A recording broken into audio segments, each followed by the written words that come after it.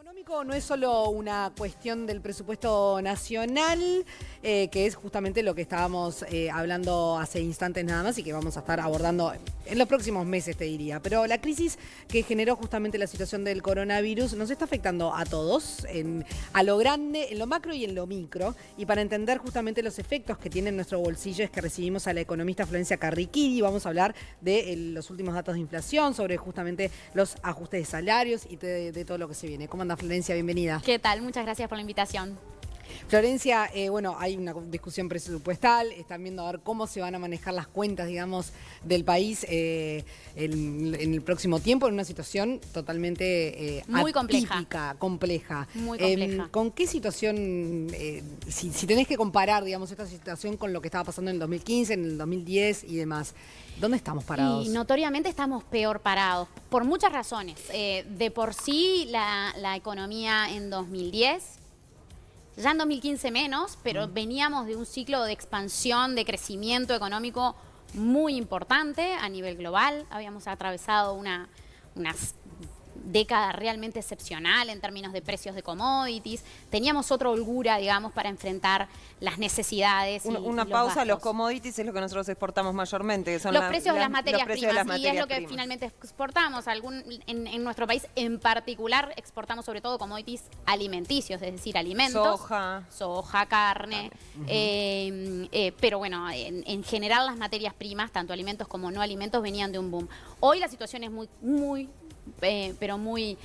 más difícil. Claramente ya no venimos de un periodo de crecimiento tan importante. En los últimos años la economía ya no crecía, las cuentas públicas venían deteriorándose, lo que llamamos la diferencia entre el déficit fiscal, ¿verdad? Entre lo que recauda el Estado y lo que gastaba, venía teniendo una evolución negativa. El Estado venía teniendo un déficit creciente ya en estos últimos años, y en todo ese combo vino el coronavirus, obviamente una muy mala noticia para todo el mundo, y eso está obviamente generando impactos económicos muy fuertes en todo el mundo, y nuestro país no es la excepción. Obvio. Claramente eso nos deja con mucho más restricciones a la hora de elegir en dónde gastar, porque las posibilidades son bastante más acotadas. El parate en la economía, a ver, no es una novedad, ¿no? Es algo que ya lo venimos viendo desde hace meses en Uruguay, en el mundo y demás. Pero también hay como una especie de comentario, ¿no? La charla de pasillo que tenemos, bueno, el parate ya pasó y lo que viene por delante es reacomodarnos, o todavía el cimbronazo económico no lo sentimos. No, a ver... ¿Cómo ves vos lo que se viene? Probablemente el momento más agudo, tanto en lo sanitario como en lo económico, fue quizás el mes de abril. En el mundo en general, que tenemos datos como más a tiempo o lo que llamamos de alta frecuencia, que los vamos conociendo más a tiempo, más oportunamente. En general en Occidente, ¿no? Que es donde la pandemia llegó más o menos sincronizadamente. El piso de la actividad económica se dio sobre todo en el mes de abril. Pero la recuperación está siendo gradual, digamos. Para recuperar lo que eran los niveles de principio de año o de finales de 2019, probablemente vamos a tardar un tiempo, porque hay impactos que se van a ir, superando en el transcurso de esta segunda mitad de 2020, probablemente. Pero hay muchos otros que tienen impactos más duraderos. Pensemos, el mercado de trabajo ha tenido un desplome el empleo. Algunos empleos ya se empiezan a recuperar con el fin de las cuarentenas y el regreso de algunas actividades, pero hay muchos otros que todavía no se recuperan. No, y también hay puestos de trabajo que se destruyeron. Y hay muchos puestos de trabajo que se van a destruir, como decís tú, probablemente de forma relativamente duradera, porque también las empresas en medio de este contexto y se vieron forzadas a quitar el piloto automático y repensar procesos, y en muchos de esos repensar procesos supusieron recortar puestos de trabajo, porque además estamos enfrentando una caída de los ingresos, del salario real, ¿Pero el cimbronazo ya pasó? El peor momento probablemente pasó, y quizás cuando empecemos a conocer más datos, empecemos a ver que en mayo y junio lentamente venimos recuperándonos. Pero el segundo trimestre en general va a ser realmente de muy bajos niveles de actividad económica. ¿Cómo estaríamos hoy a nivel económico si no hubiese pasado esta pandemia? Porque vos venís diciendo que veníamos mal, básicamente. O sea, que no nos salvábamos de seguir mal, digamos. Claramente, a ver, siempre es muy difícil hacer contrafácticos, pero... Pero a ver, si uno miraba la película, cómo venía, este iba a ser un 2020 a ver, sobre finales de 2019, inicios, los primeros meses de 2020, había, y suele pasar, no tiene que ver con el signo político de los gobiernos, pero con los cambios de gobierno suele haber como un reflote de las expectativas por esto de, bueno, El cambio, o sea, claro. y hay una esperanza de que sean para mejor en general, más allá de lo que sean, de lo qué partido político, gobierno claro. gane, ¿no? Y en 24 horas, todo el mundo espera las 24 horas. Y entonces, Sí, como sí. que eso se venía Claro. viendo en indicadores de expectativas de los consumidores, también en el empresariado. Con lo cual veníamos con cierta reflote de las expectativas y eso era positivo, pero teníamos por delante, en cualquier caso, un año donde iba a haber un ajuste fiscal importante. El gobierno asumió con ese mandato y eso siempre un ajuste fiscal es, más allá de lo necesario, negativo para la actividad económica. Teníamos en cualquier caso nubarrones en la región, con lo cual no se avisoraba un 2020 excepcional, Claro. ni mucho menos, Claro. pero bueno, claramente sí mucho mejor de lo que va a terminar siendo este año con el shock que recibimos. Como último apunte de esto, hay un tema de cuánto se gastó en la pandemia, ¿no? Los números dicen que el gobierno uruguayo fue el que menos gastó de la región. El paquete, si uno Gastar quiere decir invertir en que la caída, o sea, en aguantar, ¿no? En ponerle una red de contención, a a los más afectados, ¿verdad? ¿A ti qué te parece eso? Lo que gastó el gobierno uruguayo.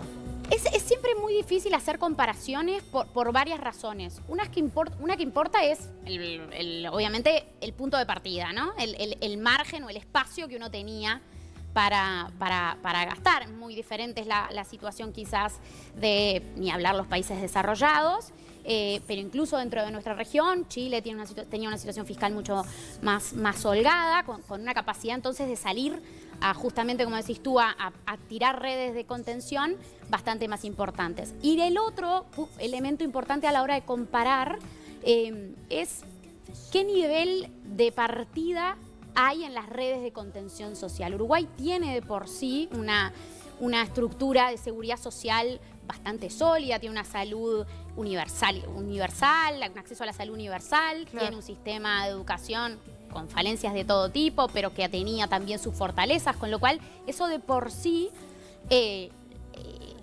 ya dejaba como Claro, en otra situación. una contención Claro. que en otros países no las había y que por lo tanto exigía Claro. redoblar el esfuerzo a la hora de salir a apoyar justamente a los sectores más vulnerables. Seguro, la va a Bueno, hacer a otro. Vamos a hablar de cada uno de nosotros, Vamos, ¿no? vamos, sí, sí. Vamos a proponerte una dinámica que se llama ¿Cómo me afecta? Para Buah. bajar a tierra algunos A ver, conceptos. me parece muy Vamos a bien. empezar por uno de los difíciles. ¿Cómo me afecta que la inflación se haya moderado en julio? El IPC fue de 10,13, mientras que en junio había sido de 10,36, el índice de precio al consumo. ¿Cómo me afecta que la inflación se haya moderado en julio? Bueno, obviamente que es una buena noticia que la inflación empiece a bajar. ¿Por qué? Que los precios estén subiendo, hayan tenido el aumento que tuvieron en la primera parte del año, me quita capacidad de consumo, ¿no? Yo gano en pesos, tengo que gastar eso en el mercado, que los precios suban más rápidamente de lo que están subiendo los salarios, ni hablar. De hecho, ahora estamos con los salarios cayendo en relación a la inflación, me quita posibilidades de consumo.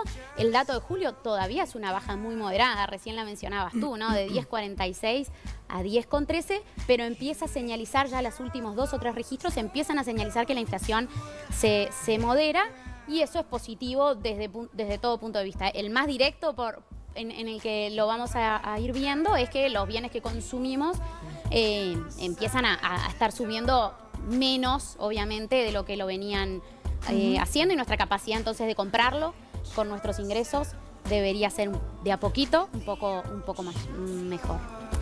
Vamos a algo que nos preocupa en la cotidiana, ¿no? ¿Cómo me afecta que se termine el congelamiento de los precios de los productos de la canasta básica que se había realizado en mayo en los supermercados y comercios minoristas justamente por esta emergencia sanitaria? Y mientras me contestás, perdón, pero soy una histérica, córreme la copita un poquito pobre porque se la está por tirar encima. Me la voy a tirar, me la voy a dejamos terminar así media tirando. como- Soy bastante torpe además, así que la No, te probabilidad era dejamos toda como media bastante- encerrada, pobre, no se podía explayar. No, a ver, las estrategias estos o las herramientas de congelamiento de precios, nosotros, los economistas o los macroeconomistas siempre advertimos, pueden tener un impacto en el muy corto plazo, en contener la suba de algunos precios, sobre todo en las grandes superficies, que es quienes están más afectadas por por ese tipo de acuerdo, o algunas grandes industrias que tienen acuerdos particulares, pero no cambian en lo sustancial la dinámica de los precios. Y quizás habrá que ver qué pasa ahora en el mes de agosto, sobre todo, que es el primer mes. Puede haber remarques en algunos productos que lo requieran. La buena noticia, si se quiere, es que las presiones de inflación que veníamos viendo en abril, en mayo, con el dólar subiendo, sobre todo en abril, Sí. con el dólar subiendo fuerte, eso en ese momento es que se intentó como combatir con esta herramienta de corto plazo la suba de los precios, y esa presión subyacente hoy está notoriamente más moderado. Pero y porque para el dólar no las está casas, subiendo. para Y entonces, o sea, la gente, para la gente para y todos nosotros, ¿no? Que para vamos la a gente, comprar al a supermercado. priori no deberíamos esperar grandes impactos. Esa es nuestra visión en los precios que hoy dejan de estar bajo un acuerdo de precios. Pero sí, en algunos productos podemos terminar Ay, sí, viendo un yo he visto remate, ¿no? reajustes en algunos algunos precios, pero productos tipo de podemos 30 terminar- pesos. Una diferencia, decís, subieron 30 pesos de un la- día para el otro. Es un poco excesivo Está eso, bravo. porque la verdad es Sí. que si no hubiera habido ese acuerdo de precios, tampoco necesariamente capaz que en Claro. algún producto puntual Sí, sí, sí, tendría sí. que haber subido tanto, Sí, sí. pero además como estamos de tendencia acuerdo. o como dinámica de la inflación, en línea Sí. con lo que decíamos antes, este tipo de herramientas no es que tuerce si lo que no subió antes, y bueno, si tenía que subir, va a subir, Claro. digamos, ¿no? Claro, porque además hay cosas que está bien, Si quizás tenía son por gastos detrás, superfluos de una familia, yo que sé, estoy pensando en, no sé, refrescos, por ejemplo. Por Bueno, no decirlo. lo necesitas, pero hay otras cosas que sí son de necesidad básica y que bueno, Claramente. uno puede No, y en prescindir de esa algunas canasta cosas, había pero de otras muchos de no. los productos que son Claro. de primera necesidad Necesidad. en lo que es Claro. la canasta de alimentos. Bueno, justamente eso era lo que te iba a preguntar. Andábamos por el mismo rumbo de cómo me afecta la pérdida de salario real, ¿no? Y es un poco esto que Esto hablábamos veníamos antes hablando. con la inflación. La caída del salario real no es otra cosa que lo que decíamos antes, que el salario está subiendo menos que la Exacto. inflación en términos promediales, por supuesto. Y bueno, que caiga quiere decir que con mi salario puedo comprar menos en la Correcto. economía. Y con respecto a eso, de los sectores que ya han acordado, ¿no?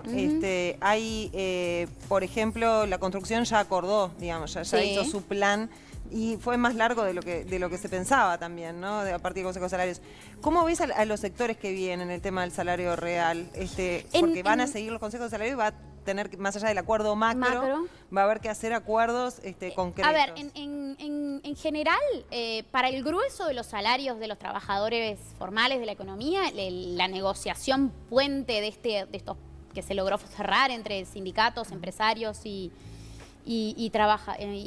gobierno para estos próximos 12 meses, supone, como se ha señalado en estas últimas semanas, por construcción incluso, una caída del salario real, es decir, una caída del poder adquisitivo de los asalariados en general en estos próximos 12 Porque el meses. tema es que no va a haber un ajuste como el que tendría que haber para que no suceda eso de la pérdida del salario Porque real. claramente, a ver, la fórmula, sin ánimos de entrar en los detalles, pero la fórmula de ajuste supone un aumento muy modesto en la primera parte de 2021 recién. No va a haber en este segundo semestre de 2020 ajuste salarial para la gran mayoría de los trabajadores, por lo tanto, más allá de lo que es el correctivo de inflación final que correspondía, que estaba negociado en los convenios anteriores. Después no va a haber otro ajuste y es recién un aumento de 3% para la mayoría de los trabajadores. Los salarios más sumergidos van a tener un punto más, 4%, pero ese será el aumento que habrá en la primera parte de 2021, a los 6 meses, digamos, de que entre en vigencia este nuevo convenio puente. Y luego al cierre del convenio, al cierre de los 12 meses, un correctivo de inflación que va a estar, como decía recién, con una construcción que supone, ¿cuál va a ser el ajuste de julio, por ejemplo, para los que empezó a regir este convenio en junio? De julio 2021, inflación menos el 3% que subió el salario en ese periodo, menos la caída del PBI en 2020. Y a eso vamos. Con lo cual, como vamos a tener una caída del PBI en 2020, nosotros la estimamos en 3%, el gobierno en ese orden también, bueno, el salario real necesariamente va a caer, porque el ajuste entonces que tengamos en estos 12 meses va a ser menor que a la debería inflación ser. en esa diferencia que sea la caída. Claro. Y del justamente PBI. el último, cómo me afecta, era la caída del PBI. Y en este caso, a partir Bueno, de ahí este, hay a un partir canal de muy este directo. acuerdo de salarios, nos afecta directamente. Pero más allá de esto, ¿nos afectan otras cosas a las Sí, personas? sin duda. A ver, las variables macroeconómicas, por más áreas o abstractas que una la vea, no dejan de ser una variable que resume lo que nos pasa un poco a todos, ¿no? Entonces, el PBI, de hecho, es la suma de los ingresos que se generan en todo Uruguay, por decirlo, en nuestro caso. Si cae el PBI es porque están cayendo los ingresos de los uruguayos, de algún uruguayo, de los asalariados, de los empresarios, o del Estado, y hoy, en este 2020, de todos. De todo, no hay, sí, claro. Va a Sin ser excepción, la situación, claro. prácticamente sin excepción, Sí, ¿no? claro. Con lo cual, la caída del PBI claramente es un elemento que no hace otra cosa que reflejar que es un año de caída de los ingresos para la población en general en Uruguay. Menos PBI, además, supone en general menos empleo. ¿Eso es lo que se espera para los próximos meses, menos empleo? A ver, de vuelta, como decíamos antes, el piso probablemente estuvo en el mes de abril. Ah, ok.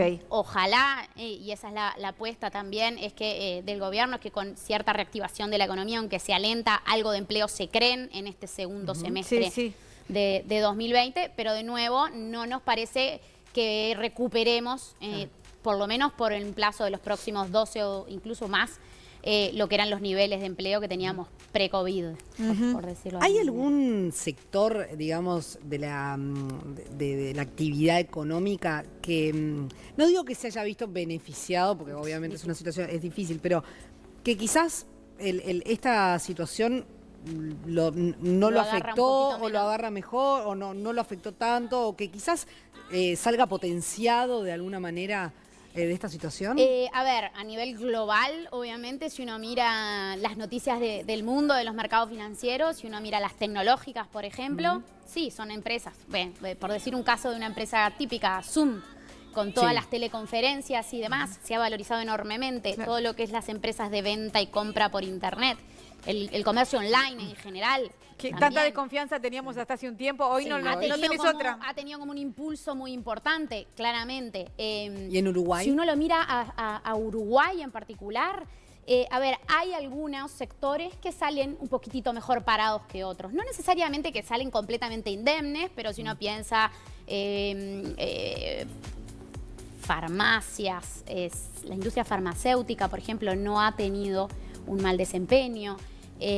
Algunas otras ramas de la industria han logrado mantener niveles de actividad razonables. Por pensar algunos otros sectores que han salido un poquito mejor parados, pero son pocas, son realmente muy excepcionales, porque de nuevo, cuando cae mucho a ver, dentro de lo que es el consumo, ¿no? El comercio de bienes, mucho peor salen los que comercializan cosas más prescindibles. Ustedes lo mencionaban hace algunos minutos, la industria de la vestimenta, los automóviles, los electrodomésticos, que además de todo se han encarecido mucho, porque el dólar subió mucho en este 2020, que quizás los bienes que tienen como una elasticidad de ingreso bastante más baja, ¿no? Porque la posibilidad de ajustar ahí es bastante más difícil para los hogares, los alimentos, las bebidas. Perdón, puede haber un cambio de surtido en lo que uno compra, pero uno sigue comiendo. Te absorbimos. Mirá, sí, fue por eso. Economista Florencia Carriquiri, muchísimas gracias por estos minutos en Vespertinas. Un placer, muy clara. Interesante, de verdad, muy clara. Muchísimas gracias. Divino, gracias. Gracias a ustedes.